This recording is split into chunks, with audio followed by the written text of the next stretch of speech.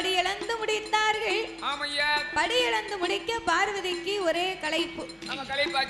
அப்போ களைப்பு தீர வேணுமே என்று சாமி தனனை தன்னை தன்னோம் தனனை தன்னோம்